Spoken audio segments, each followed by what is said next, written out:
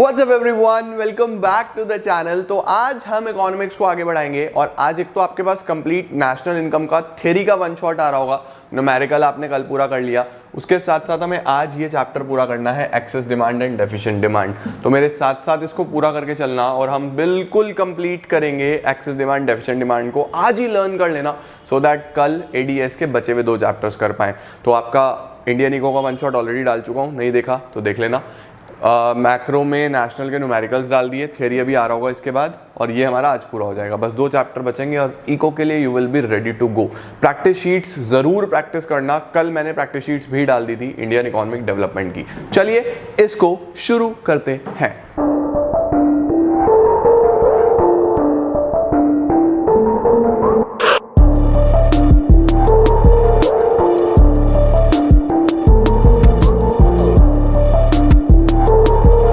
शुरू करेंगे सबसे पहले एक्सेस डिमांड के मीनिंग के साथ। देखो एक्सेस डिमांड होता क्या है, बड़ा ऑब्वियस सा सिनेरियो है कि what is excess demand. Excess demand का मतलब a situation when AD is more than AS corresponding to full employment level of output in the economy.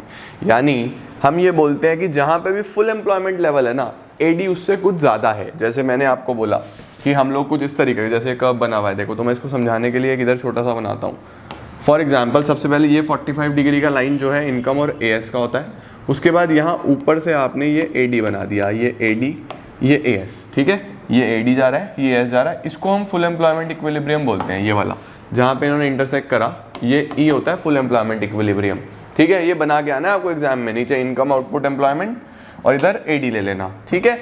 अब क्या होगा, एक्सेस है डिमांड, डिमांड ज्यादा है। एडी क्या होता है हमारे पास सी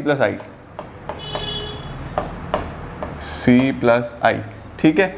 और अभी क्या हो रहा है, अभी एडी ज्यादा होगा, देखो इस तरीके से एडी ज्यादा है। तो अभी इक्विलिब्रियम तो ये मिला, इस इक्विलिब्रियम को बोलते हैं ओवर फुल एम्प्लॉयमेंट इक्विलिब्रियम। लेकिन ये नहीं दिखाना आपने, अभी इसको क्या बोलते हैं, ओवर फुल एम्प्लॉयमेंट। लेकिन ये नहीं दिखाना हमें क्या दिखाना है, हमें दिखाना है कि बेसिकली एडी कितना ज़्यादा है।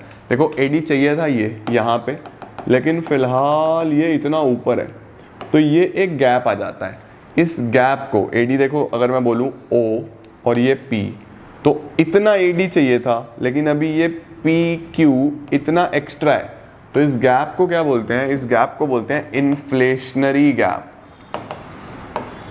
सर इन्फ्लेशनरी ही क्यों बोलते हैं, क्योंकि भाई देखो डिमांड अगर ज़्यादा होती है इकोनॉमी में, किसी भी चीज़ की डिमांड ज़्यादा है तो उसमें पैसा बढ़ जाता है, उसके चार्जेस बढ़ जाते हैं कि यार डिमांड फुल जनता मांग रही है तो महंगा कर दो, है ना। तो ये डायग्राम पूरा बना के आना है इस प्रकार से, यहाँ पे शो करना AD is equal to C plus I plus delta I.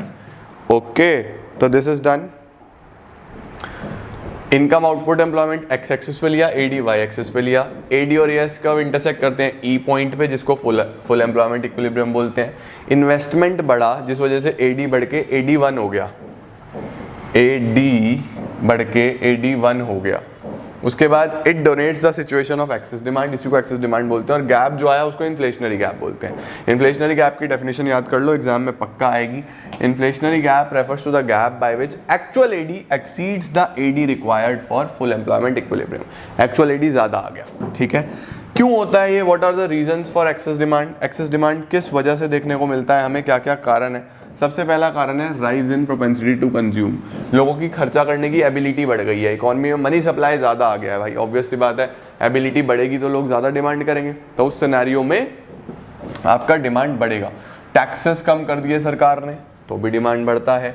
Government expenditure सरकार ज़्यादा कर रही है तो ब्रिजेस बना रही है, सब कुछ बना रही है, तो जनता में पैसा आ रहा है ना, उस वजह से डिमांड बढ़ती है। इंपोर्ट कम हो गए, यानी हम बाहर से हमने चीज़ें मंगानी बंद कर दी, अब बाहर से ना मंगा के अपने देश में से ही चीज़ें बिक रही हैं। इंपोर्ट कम होते हैं तो डिमांड बढ़ती है। राइज इन एक्सपोर्ट्स बढ़ रहे हैं तो भी ऐसा चलता है, ठीक है जी। डेफिसिट फाइनेंसिंग का मतलब होता है नए नोट छापना। नए नोट छपेंगे तो जनता में पैसा जाएगा, डिमांड बढ़ेगी।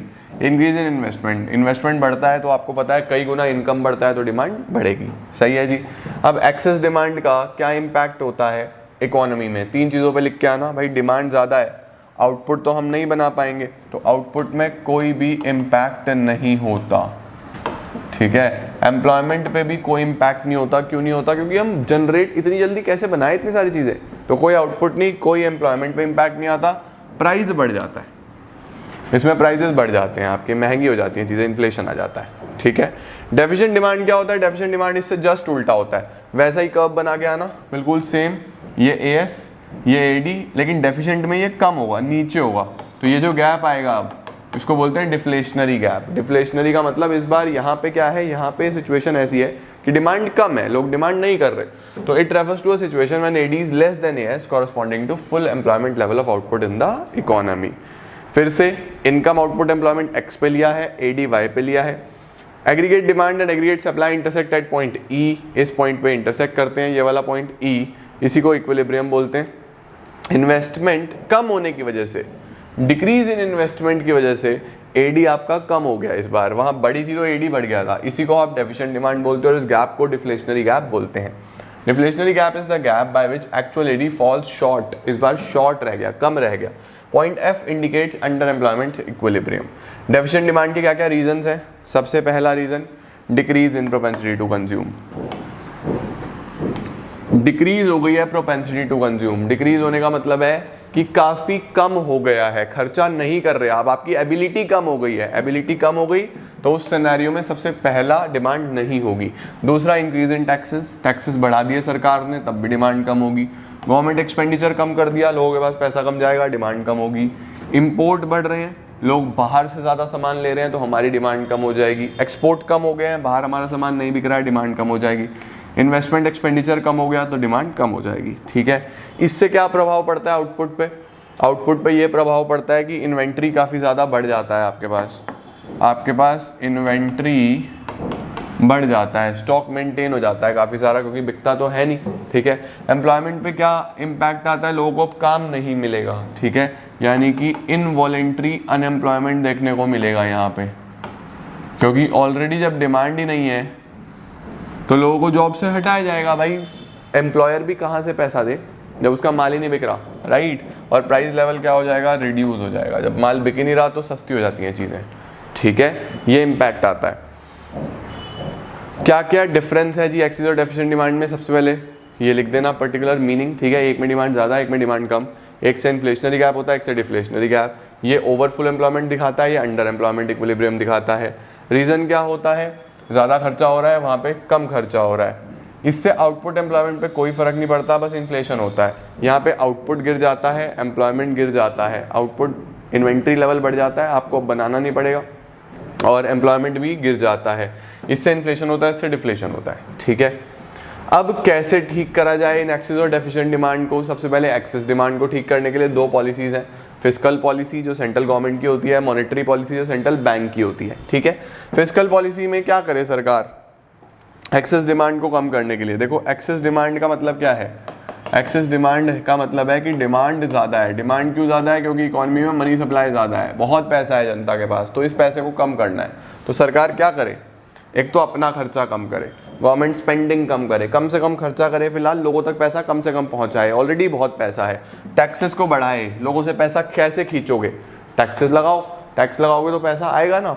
उसके बाद आरबीआई क्या कर सकता है? आरबीआई अपने दो रेट्स, जो आरबीआई के इंटरेस्ट रेट्स हैं, देखो दो इंटरेस्ट रेट्स कौन से हैं कि अगर कमर्शियल बैंक जैसे पीएनबी, एसबीआई, ये आरबीआई से लोन लेते हैं, ठीक है, तो आरबीआई उस पर इंटरेस्ट चार्ज करता है उनसे। तो आरबीआई क्या करे? महंगा कर दे अपने लोन को कि पैसा दे ही ना इन्हें। भाई जब उन्हें पैसा नहीं देगा तो आगे जनता को कम पैसा दे पाएंगे ऑब्वियसली, राइट। तो आरबीआई क्या करता है? अपने दोनों ही रेट्स को बढ़ा देता है, बैंक रेट को भी, रेपो रेट को भी। बैंक रेट लॉन्ग टर्म के लिए होता है, रेपो रेट शॉर्ट टर्म के लिए होता है, ठीक है। अगर आप शॉर्ट टर्म के लिए लोन ले रहे हो, आप मतलब कमर्शियल बैंक, तो रेपो रेट लगेगा, लॉन्ग टर्म के लिए ले रहे हो तो बैंक रेट लगेगा, ठीक है।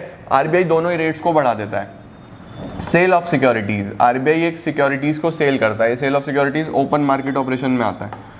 ओपन मार्केट ऑपरेशन का मतलब होता है buying and selling of government securities, ठीक है। तो आरबीआई क्या करता है? इस टाइम पे सिक्योरिटीज बेचता है कि लो सिक्योरिटी खरीद लो, गवर्नमेंट सिक्योरिटीज खरीद लो। सिक्योरिटी से क्या होगा? आप सिक्योरिटी खरीद लोगे, पैसा आपसे मेरे पास आ गया सारा, मनी सप्लाई कम हो गया ना आपके पास, परचेजिंग पावर कम हो गया। इंक्रीज इन एलआरआर, एलआरआर बढ़ा देता है। एलआरआर में दो चीज़ें होती हैं, एक होता है सीआरआर, कैश रिजर्व रेशो, एक SLR, statutory liquidity ratio. CRR को और SLR को, दोनों को बढ़ाया जाता है। कैश रिजर्व क्या होता है, जैसे फॉर एग्जांपल एक कमर्शियल बैंक के पास 100 रुपये आए, तो 100 में से कुछ परसेंटेज उसे सेंट्रल बैंक के पास रखनी होगी, लाइक सपोज 10%, और कुछ अपने पास रखनी होगी, सपोज 10%। तो 100 में से 10%, 10 रुपये तो रखे जाएंगे, 80 को वो लोन की फॉर्म में बांट सकता है। अब 80 लोन के फॉर्म में बटेगा तो जनता उससे फिर डिमांड करेगी। तो RBI क्या बोलता है, इन्हें दोनों को बढ़ा दो, इसको भी 20 कर दो, इसको भी 20 कर दो। तो बेसिकली अभी 20 और 20 40 रखे जाएंगे, तो लोन सिर्फ 60 जाएगा। 60 जाएगा जब लोन, तो जनता के पास पैसा कम गया, डिमांड भी कम होगी, है ना। इस तरीके से ये सब बढ़ा दिए जाते हैं। उसके बाद क्वालिटेटिव इंस्ट्रूमेंट्स क्या होते हैं। क्वालिटेटिव होता है सबसे पहला advice to increase the margin.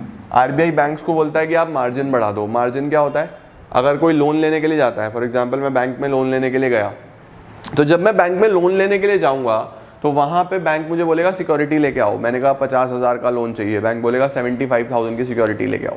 मैंने कहा यार अब सिक्योरिटी कहाँ से लाऊं 75,000 की, तो बहुत बड़ी प्रॉब्लम है। अब क्या होगा जी, RBI बोलता है लोन देना ही नहीं है, मार्जिन और बढ़ा दो। मैं 50,000 का लोन लेने के लिए गया, RBI ने मुझे बैंक ने बोला 1 लाख रुपए की सिक्योरिटी लाओ। मैंने कहा यार 50,000 के लोन के लिए 1 लाख की सिक्योरिटी है तो बहुत बड़ी अमाउंट है। उसने बोला लोन चाहिए तो लानी पड़ेगी। मैंने कहा नहीं चाहिए लोन यार, मैं कहाँ से लाऊंगा। तो मार्जिन बढ़ाने से लोन नहीं लिया ना मैंने, मनी सप्लाई नहीं गया इकॉनमी में एक्स्ट्रा, तो डिमांड कम होगी इससे, ठीक है। डिस्करेज लेंडिंग, RBI साफ साफ मना कर देता है कि आपको लेंड नहीं करना, ठीक है। डिस्करेज लेंडिंग में ये बेसिकली मॉरल सुएशन वाला पॉइंट है। मॉरल सुएशन में RBI अपने कमर्शियल बैंक्स को बताता है कि लोन देना है या नहीं देना। Then credit rationing. Credit rationing का मतलब क्या होता है कि क्रेडिट काफ़ी सेलेक्टिव सेक्टर्स में रेशनली डिस्ट्रीब्यूट करा जाए, मतलब सोच समझ के क्रेडिट दिया जाए कि कौन से सेक्टर्स को देना है, कौन से सेक्टर्स को नहीं देना, क्योंकि सबके बंद नहीं करे जा सकते एकदम से।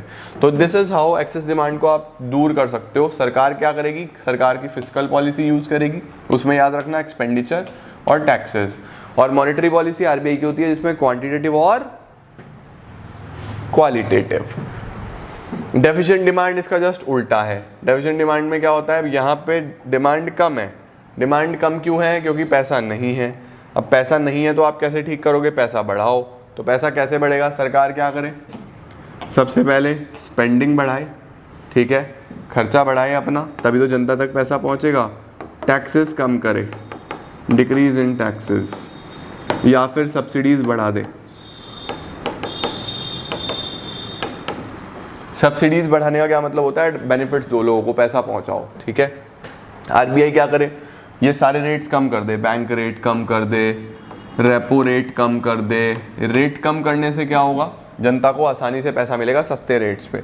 सिक्योरिटीज़ खरीदो, अब RBI बोलेगा लाओ लाओ सिक्योरिटीज़ हमें दे दो, हम खरीद लेंगे, आपको पैसा दे देंगे बढ़िया, तो डिमांड बढ़ा सकते हो आप।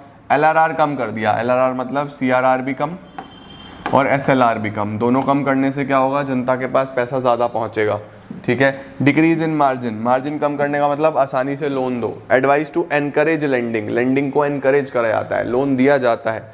विड्रॉ राशनिंग, क्रेडिट राशनिंग खत्म, हर सेक्टर को पैसा दो। तो ये था आपके पास वो चीज़, जैसे आप डेफिशिएंट डिमांड को कैसे कंट्रोल कर सकते हो। तो एक्सेस डिमांड भी बता दिया, डेफिशिएंट डिमांड भी बता दिया। इस तरीके से आप सारा काम करते हो बहुत प्रॉपर्ली। एक उसके अंदर और पॉइंट आता है reverse repo rate.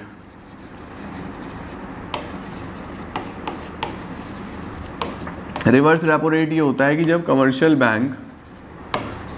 Bank RBI के पास अपनी इच्छा से पैसा डिपॉजिट कराता है, तो RBI इन्हें कितना इंटरेस्ट देगा, इस रेट को बोलते हैं रिवर्स रेपो रेट। तो अगर एक्सेस डिमांड है, एक्सेस डिमांड में पैसा नहीं पहुंचाना, हम पैसा नहीं देना चाहते, और तो RBI क्या करता है, इस इंटरेस्ट को बढ़ाता है। RBI बोलता है मैं आपको बहुत इंटरेस्ट दूंगा, फिलहाल आप जमा करो यहाँ पे अपना पैसा। तो इनका सारा पैसा ऑब्जर्व कर लेता है, सारा का सारा ऑब्जर्व कर लेगा, और इंटरेस्ट तो अगले साल देगा ना, है ना। और डेफिशिएंट डिमांड के केस में रिवर्स रेपो रेट को कम कर देता है कि आप हमें मत दो, आप जनता में दो, जनता में आप ज़्यादा कमा पाओगे। तो ये छोटा सा पॉइंट है जो आपको पता होना चाहिए, और ये था इस पूरे चैप्टर का क्विक रिवीजन। मुझे पूरी उम्मीद है आपको पूरा ही चैप्टर समझ आ गया होगा। अगर कोई पर्टिकुलर टॉपिक है जो आपको नहीं समझ में आ रहा है, आपको और डिटेल में पढ़ना है, तो जस्ट टॉपिक का नाम डालो, मेरा नाम लिखना, उसके साथ वीडियो आ जाएगा, आपको आसानी से मिल जाएगा। और आप बहुत इजीली ये पूरा चैप्टर रिवाइज कर पाओगे इन डिटेल। मेरा मकसद था पूरा रिवीजन कराना, आपको सारी चीज़ें करानी, और मुझे पूरी उम्मीद है चैप्टर हो गया होगा। छोटा सा चैप्टर है, आज ही लर्न कर लेना इसे। मैक्रो इकोनॉमिक्स की थ्योरी के साथ आ रहा हूँ, नेशनल इनकम के साथ कुछ ही देर में। All the best.